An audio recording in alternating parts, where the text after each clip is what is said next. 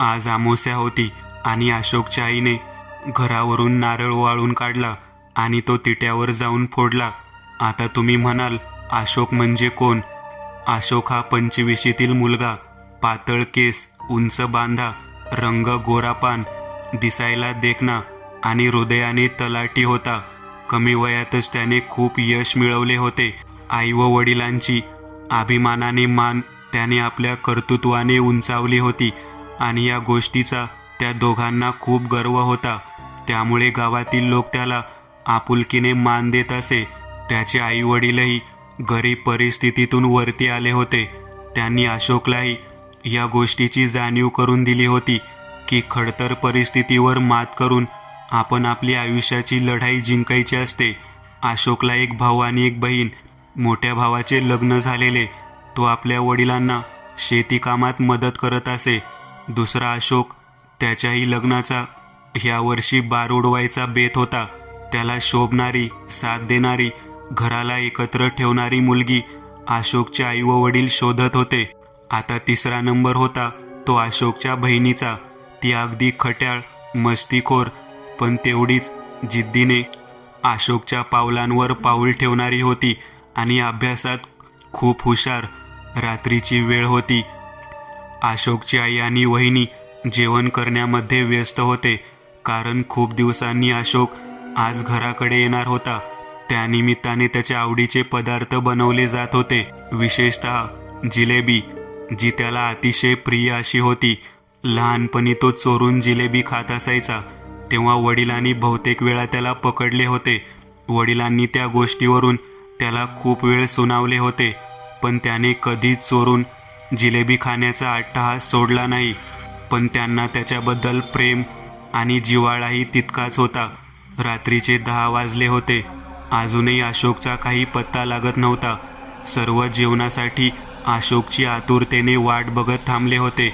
अशोकच्या आईच्या मनात विचित्र घालमेल सुरू होती, कारण संध्याकाळी तिने दिवा लावला, पण तो सारखा विझत होता.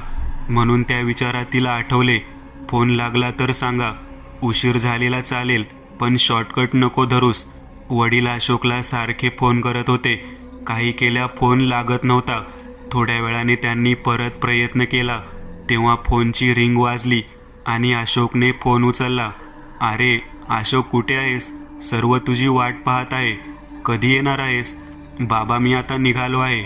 इथे मोबाईलला नेटवर्क नसल्याने मी फोन करू शकलो नाही. सॉरी, मला यायला अजून 3 तास तरी लागेल. वडिलांनी अशोकचा हा निरोप घरच्यांना सांगितला, त्यामुळे सर्वजण हिरमुसले. पण वडिलांनी आईचा निरोप सांगण्यास विसरले. पाऊस खूप मुसळधार पडत होता. अशोकची गाडी भरधाव वेगाने घराकडे येण्यासाठी निघाली होती. अशोकने घरी लवकर जाण्याच्या नादात नेमका शॉर्टकट रस्ता पकडला होता. का कोणास ठाऊक, अशोकला आज खूप विचित्र वाटत होते. जणू काही भल्या मोठ्या रस्त्यावर तो एकटाच गाडी चालवत आहे. रस्त्यावर पूर्ण गडद अंधार, काळोख होता आणि रस्त्याच्या दुतर्फा उंच आणि मोठाले झाडे जणू अशोकला डोकावून पाहत आहे, असा अशोकला भास होत होता. तेव्हाच अशोकच्या मोबाईलची रिंग वाजली. तो मोबाईल घेणार तितक्यात तो हातातून निसटून खाली पडला. मोबाईल उचलण्यास खाली वाकला, तोच त्याला धम असा आवाज ऐकू आला आणि तितक्यात त्याने गाडीचा जोरात ब्रेक दाबला. बघतो तर काय, समोर एक मुलगी तिच्या सामानासहित पडली होती. ती दिसायला देखणी, गोरीपान, लांब केस, घारे डोळे, ओठाला लाल लाली साडी घातलेली होती. अशोक गाडीमधून उतरून तिला मदत करण्यास पुढे सरसावला. बघतो तर काय, तिच्या पायामधून भरपूर रक्त वाहत होते. हे पाहून अशोक खूप घाबरला. त्याने तिला उचलण्यास मदत केली आणि सामानासहित तिला गाडीत बसण्यास सांगितले. ती काही न बोलता गाडीत बसली. ती ज्या जागेवर बसली होती तिथून गाडीचा आरसा स्पष्ट दिसत होता. आरशात तिची प्रतिमा दिसत नव्हती. हे घाई गडबडीत अशोकच्या लक्षात आले नाही. त्याने आपली गाडी थेट इस्पितळात थांबवली आणि तिला हॉस्पिटलमध्ये ॲडमिट केले. आता अशोक बरोबर जी मुलगी आहे ती नक्की कोण आहे आणि अशोकच्या आईची घालमेल ह्याचा काही संबंध आहे का? दोघेही हॉस्पिटलमध्ये पोहोचतात आणि मलमपट्टी करून थोडा वेळ तिथेच डॉक्टरच्या सल्ल्यानुसार बसतात. नंतर ती मुलगीच विषय काढते, माझं घर इथून भरपूर लांब आहे, तर आता मी माझ्या घरी कशी जाऊ? त्यावर अशोक म्हणतो, तुझी हरकत नसेल तर आजच्या रात्री माझ्या घरी थांबू शकतेस.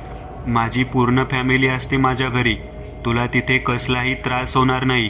ती त्याच प्रतीक्षेत असते आणि तिच्या चेहऱ्यावर मोठे स्मित हास्य दिसू लागते. त्यानंतर अशोकच्या आधाराने ती मुलगी गाडीमध्ये बसते आणि दोघेही घरचा रस्ता गाठण्यास सुरुवात करतात. माफ करा, मी तुमचं नाव विचारायला विसरलो. मोहिनी. वा, तुमच्या रूपाप्रमाणे तुमचं नाव देखील घायाळ करणार आहे. धन्यवाद, तुम्ही पण खूप चांगले आहात. नाहीतर एखादा असता तर माझी मदत करण्यास सुद्धा पुढे आला नसता. अशोक विचारतो, तुम्ही कुठे राहता? त्यावर मोहिनी आपली दयनीय कथा सांगण्यास सुरुवात करते. मी सध्या एकटीच राहते, त्या जुन्या डोंगरापलीकडे. घरावर भरपूर कर्ज आहे. माझे आई वडील एक कार अपघातात मृत्युमुखी पडले, परंतु आमच्यावर कर्ज असल्याकारणाने नातेवाईकांनी आमच्याशी सर्व संबंध तोडून टाकले. त्यामुळे मला कित्येक प्रसंगाचा एकटीने सामना करावा लागला. अशोक आणि मोहिनी बोलण्यामध्ये एवढे गुंग झालेले असतात की पाठीमागून येणाऱ्या गाडीचा विसर पडतो. तेव्हाच पाठीमागून एक हॉर्न ऐकायला येतो. अशोक त्यांची गाडी बाजूला थांबवतो आणि मागील गाडीला पुढे जाऊन देतो. ती गाडी पुढे जात असताना त्यातील गृहस्थ बोलतो, अरे काय माणूस आहे, एकटाच बडबडतो आहे आणि गाडीसुद्धा किती हळू चालवतो आहे. त्यावर अशोक विचार करतो, असं कसा बोलला असेल तो गृहस्थ? त्यावर मोहिनी बोलते, लक्ष देऊ नका, आणि स्मित हास्य करते. थोड्या वेळाने दोघेही घरी पोहोचतात. सर्वांच्या चेहऱ्यावर प्रश्नचिन्ह दिसते, पण त्याआधीच अशोक आपल्याबरोबर घडलेला प्रसंग सांगतो. त्यावर घरातले अचंबित होतात आणि विचारतात, कुठे घडला हा प्रसंग? यावर अशोक म्हणतो, शॉर्टकट रस्ता, टेकडीच्या अलीकडे. त्यावर घरातले घाबरतात आणि म्हणतात, तिथे हडळीचा सहवास असतो म्हणून. अशोकने त्या गोष्टीकडे दुर्लक्ष केलं आणि मोहिनीला घेऊन तो त्या घरात आला. चला, दोघेही हातपाय धुवून घ्या आणि देवाचं दर्शन घेऊन जेवायला बसा. मोहिनीने ह्या सर्व प्रसंगाकडे दुर्लक्ष केले आणि आजाराचं कारण सांगून बेडवरती झोपून राहिली. आई जेवणाचं ताट घेऊन मोहिनीच्या रूममध्ये गेली. तेव्हा बघते तर काय, त्या ठिकाणी मोहिनी दिसण्याऐवजी पाल दिसली. ते पाहून आई घाबरली आणि ताट टेबलावर ठेवून पळाल्या. अशोक अशोक करत आई ओरडू लागली. अशोकने आईला विचारलं, काय झालं एवढं घाबरायला? तेव्हा ती म्हणाली, अरे मोहिनी त्या रूममध्ये दिसत नाही आहे, तिच्याऐवजी मला भली मोठी पाल दिसली. अगं आई, असेल इथेच कुठेतरी, चल दोघे जण बघू. आई आणि अशोक दोघेही रूममध्ये शिरतात. तेव्हा मोहिनी त्यांना बेडवरती जेवत असताना दिसते. हे पाहून मात्र आईची तारांबळ उडते. अगं तू इथे कशी? मी तर इथेच होती. थोड्या वेळापूर्वी तुम्हीच तर माझ्या खोलीत जेवणाचं ताट घेऊन आलात. विसरलात की काय तुम्ही? आई पूर्णपणे ओळखून चुकलेली असते. काहीतरी गडबड नक्कीच आहे. ती काही न बोलता तिथून निघून जाते. आई जेवून झोपायला जाते, तरी पण तिच्या मनात शंकेची पाल चुकचुकत असते. म्हणून ती एकदा मोहिनीच्या रूममध्ये बघण्यास जाते, तर काय, मोहिनी तिचे मूळ रूप धारण करून बसलेली असते. हा घडलेला प्रकार सगळ्यांना सांगायला जाते. बघते तर काय, मोहिनी मुलीचं रूप घेऊन सगळ्यांसमोर गप्पा मारत बसलेली असते. आईला धक्का बसतो आणि कळून चुकते, ही मोहिनी मुलीचं रूप घेऊन आपल्या घरी जखीनच आपल्या घरी वावरत आहे. हे तिला सर्वांना पटवून द्यायचे आहे. म्हणून ती मोहिनीला कडक शब्दात सांगते, हे मुली, तुझा हा खेळ बंद कर आणि आताच्या आता आरशासमोर उभी राहा. हे ऐकून सर्व घाबरतात आणि म्हणतात, काय झाले आहे? तुला बरं वाटत नाही आहे का? मोहिनी आरशासमोर उभी नाही राहणार ह्याची तिला खात्री असते. म्हणून ती सर्वांना विश्वासात घेऊन गुरुजींना फोन लावते आणि आपल्या घरावरील घडलेला सर्व प्रकार सांगते. हे ऐकून गुरुजींना सुद्धा जखिनीनेच घरात प्रवेश केला आहे ह्याची खात्री पटते. काही तासानंतर गुरुजींचे घरी आगमन होते. गुरुजी जसे घरात प्रवेश करतात त्याची चाहूल मोहिनीला लागते. घरात प्रवेश केल्यानंतर गुरुजी काही मंत्र बोलण्यास सुरुवात करतात. तेव्हा मोहिनी हळूहळू आपले मूळ रूप धारण करते. तिचे मूळ रूप बघता घरातील सर्वजण घाबरतात. तेव्हाच गुरुजी तिला प्रश्न विचारण्यास सुरुवात करतात. मला माहीत आहे तू जकीन आहेस ते. मला सांग, तू इकडे का आणि कशासाठी आली आहेस ते. प्रथम मोहिनी काही सांगण्यास नकार देते, पण गुरुजींच्या शक्तिशाली मंत्रांपुढे मोहिनी सगळं सांगण्यास सुरुवात करते. खूप वर्षापूर्वी मला मुलगा बघण्यास मी, माझी आई व बाबा आम्ही तिघे गाडीने जात होतो. आम्ही सर्वजण खूप खुश होतो. बऱ्याच वर्षांनी आमच्या घरात शैनाई वाजणार होती. माझे आई वडील खूप चिंतेत असायचे, कारण काही केल्या माझं लग्न होत नव्हतं. थोड्याच दिवसात मला शहरातून एका चांगल्या मुलांची मागणी आली. त्यांना आमचं स्थळ खूप आवडलं. त्या दिवशी अमावस्या होती. आम्ही तिघेही मुलाला बघण्याकरिता निघालो. रात्रीची वेळ होती. गडद अंधार होता. त्यात सोसाट्याचा वारा आणि मुसळधार पाऊस. लवकर शहरात पोहोचण्यासाठी माझ्या वडिलांनी शॉर्टकटचा रस्ता निवडला, पण पुढे काय होणार होतं याची आम्हाला थोडीसुद्धा कल्पना नव्हती. त्या दिवशी एका कार अपघातात आम्हा तिघांचा मृत्यू झाला. माझी सगळी स्वप्न धुळीस मिळाली. मला खूप वाटायचं माझं लग्न व्हावं, माझं स्वतःचं असं घर असावं. माझं अर्धवट राहिलेलं स्वप्न मी पूर्ण करण्यास इकडे आले आहे. त्याशिवाय माझ्या आत्म्याला शांतता लाभणार नाही. हे बघ, तू जकीन आहेस आणि मी तुला या घरात प्रवेश करू देणार नाही. तुझं अर्धवट राहिलेले स्वप्न मी कधीच पूर्ण होऊ देणार नाही. तेव्हा तू इथून निघून जा. काही केल्या जकीन इथून जात नसते. शेवटी अशोकची आई जकीन म्हणजेच मोहिनी पुढे खूप विनवण्या करते. तुझ्या बाबतीत जे घडले त्याचा आम्हाला खूप खेद आहे. असं तुझ्या बाबतीत नको व्हायला हवं होतं, पण आता तू एक जकीन आहेस आणि तू आता कोणत्याही प्रकारचं नातं पृथ्वीवरच्या माणसाशी जोडू शकत नाही. कृपया करून माझ्या अशोकचा पाठलाग सोडून दे. एक आई आज तुझ्या पुढे भीक मागते आहे. एक आईच सर्व समजू शकते, तुझ्या इच्छा आकांक्षा. हे ऐकल्यानंतर जकीन म्हणजेच मोहिनी हिला आपल्या आईची आठवण येते आणि ती अशोकच्या आईचं ऐकते आणि लगेचच ते घर सोडून निघून जाते.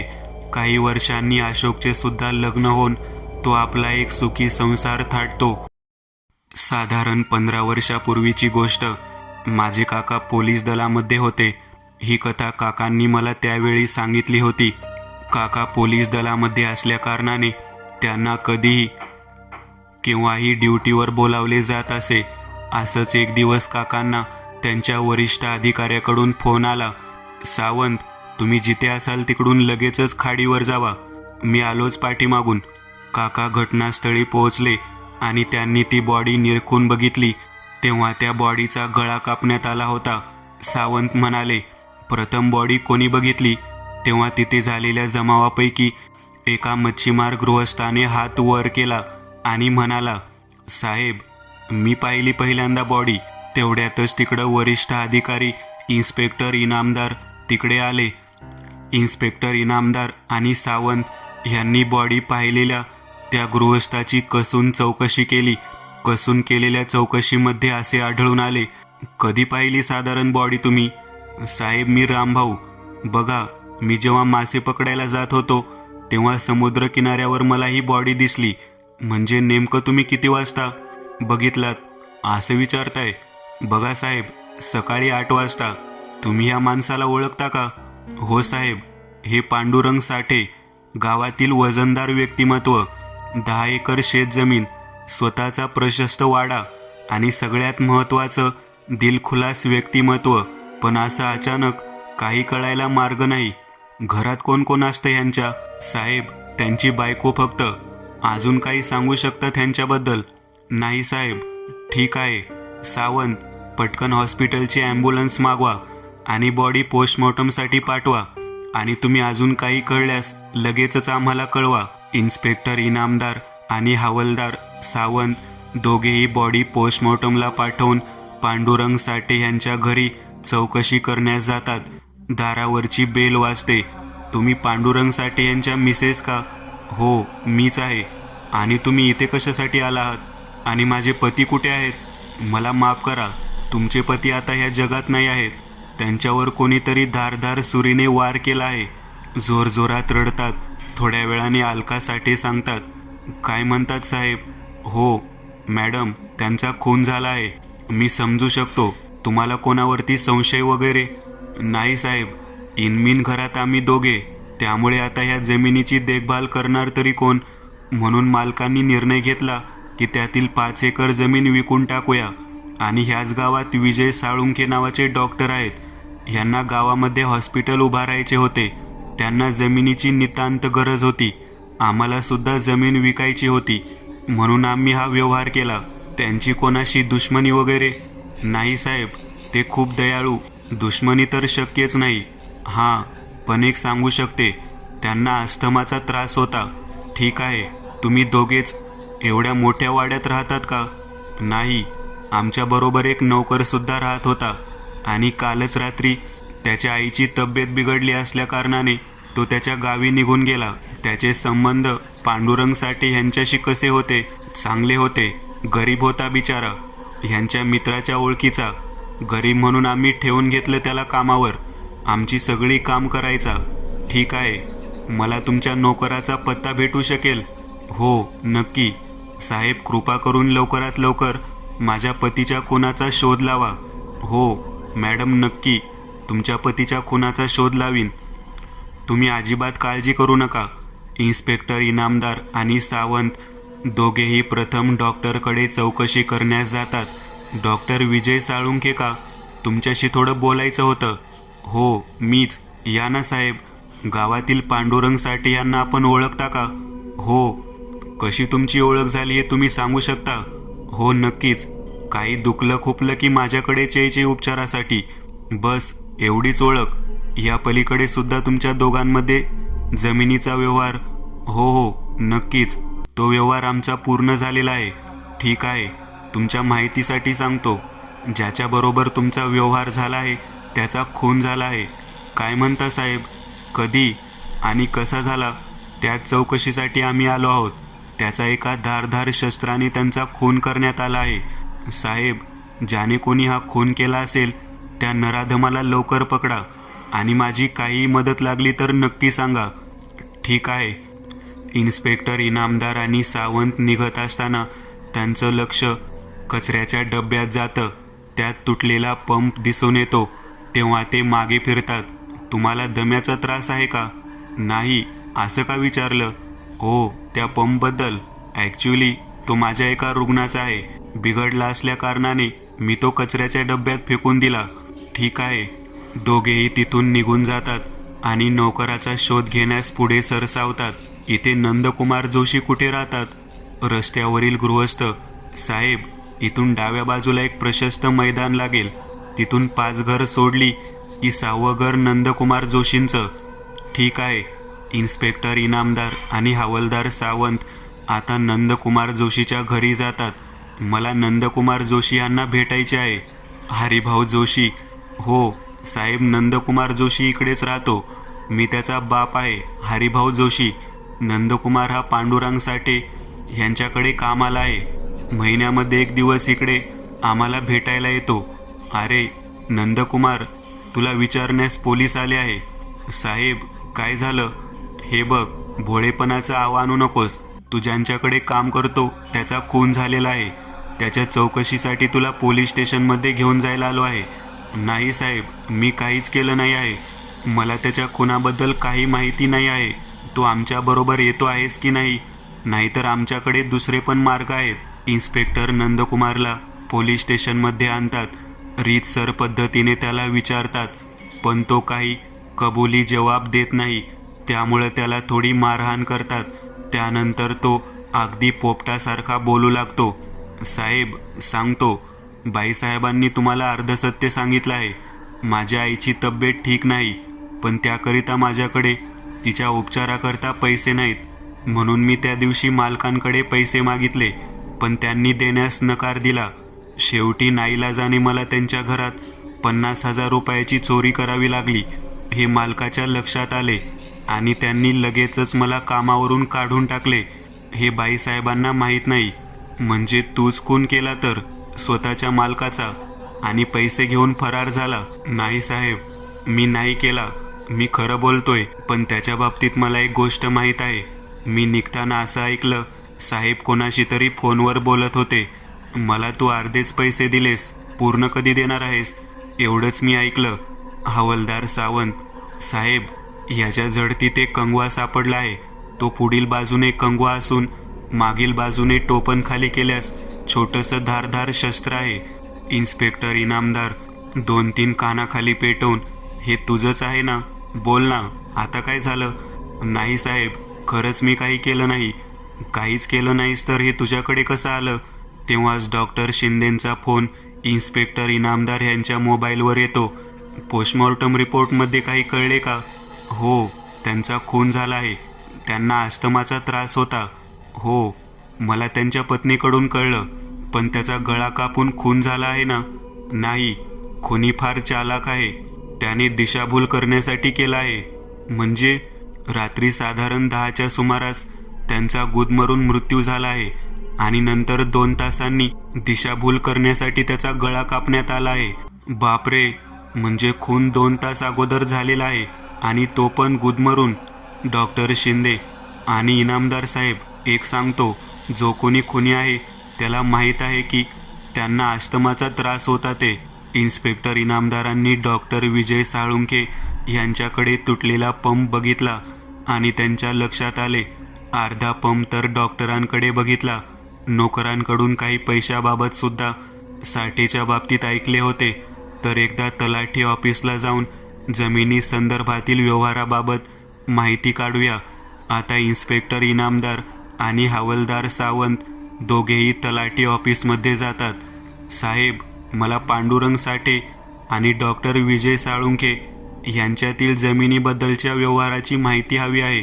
तलाठी ऑफिसर: हो, नक्की. त्या दोघांमध्ये व्यवहार झाला आहे, पण पैसे अर्धेच दिले गेले आहेत. काय, अजून काही तुम्हाला ह्याबद्दल माहिती आहे? नाही, तुम्ही आमच्या रेकॉर्डमध्ये तपासू शकता. ठीक आहे. इन्स्पेक्टर इनामदार स्वतःशीच पुटपुटतात. तो डॉक्टर खोटं का बोलले? तो पंप जरी बिघडला असला तरी तोडायची गरज काय होती? आणि डॉक्टरांना साठेच्या अस्थमाबद्दलची माहितीसुद्धा असणारच. डॉक्टर आपल्याला गुमराह करतात आणि आपण चुकीच्या माणसाला आत टाकले असं वाटतंय. ताबडतोब इन्स्पेक्टर इनामदार आणि हवालदार सावंत आपली गाडी डॉक्टरांच्या क्लिनिककडे वळवतात आणि बघतात तर काय, डॉक्टर विजय साळुंखे निघायच्या गडबडीत असतात. तेव्हाच इन्स्पेक्टर इनामदार यांना एका अनोळखी व्यक्तीचा फोन येतो. साहेब, आम्ही एका डेड बॉडी खाडीत फेकलेल्या माणसाचा व्हिडिओ काढला आहे. हो, पाठवा लवकरच. डॉक्टर, कुठे चाललात? काही नाही, इमर्जन्सी केस आहे, तिथेच चाललो आहे.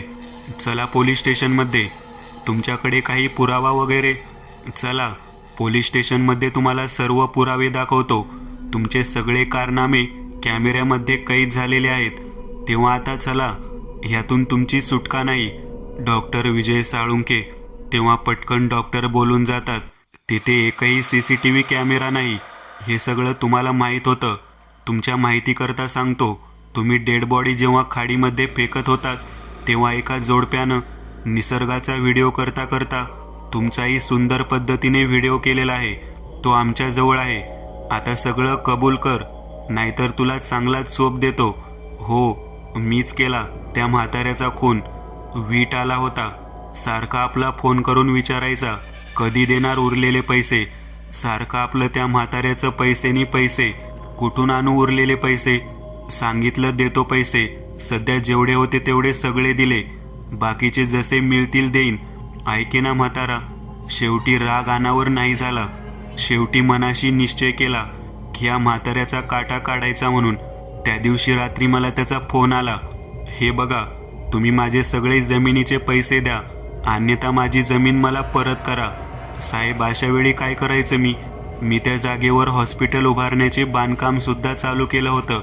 माझा लाखो पैसा त्यात लागला होता. पुढे बोल.